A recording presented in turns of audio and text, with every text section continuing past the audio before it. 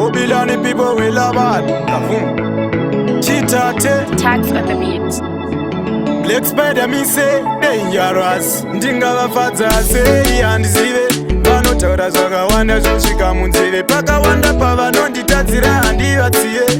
Nhasi ndangotini ndizvire. Zvizhinji zvinondinetsa mukati melife. Ndokumbira peace of mind. Ziso remuvengi rakatarira pandiri. Ndokumbira peace of mind. Zvizhinji zvinondinetsa mukati melife. Ndokumbira peace of mind. Ziso remuvengi rakatarira pandiri.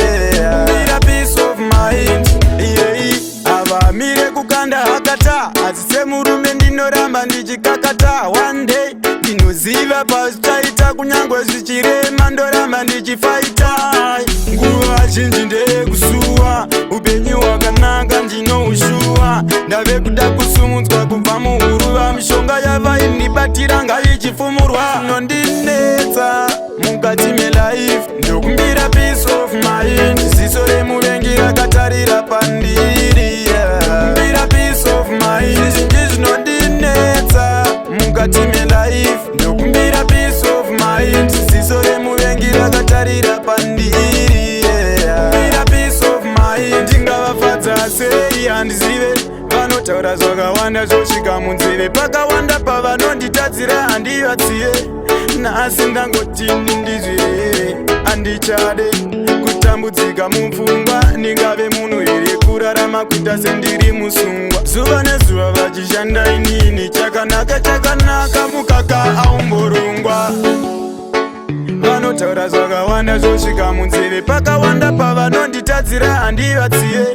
Nhasi ndangotini ndizvire. Zvizhinji zvinondinetsa mukati melife. Ndokumbira peace of mind. Ziso remuvengi rakatarira pandiri.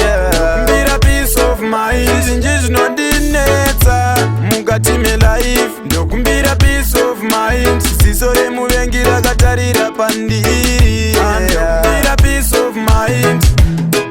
Avamire kukanda hakata. Asi semurume ndinoramba ndichikakata. One day ndinoziva pazvichaita kunyangwe zvichirema ndoramba ndichifaita. Nguva zhinji ndeyekusuwa upenyu hwakanaka ndinoushuwa. Ndave kuda kusumudzwa kubva muhuruva. Mishonga yavaindibatira ngaichifumurwa. Inondinetsa mukati melife. Ndokumbira peace of mind. Ziso remuvengi rakatarira pandiri.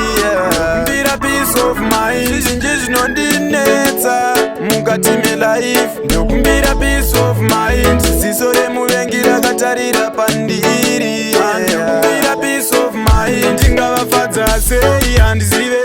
Vanotaura zvakawanda zvosvika munzeve. Pakawanda pavanonditadzira handivatsiye.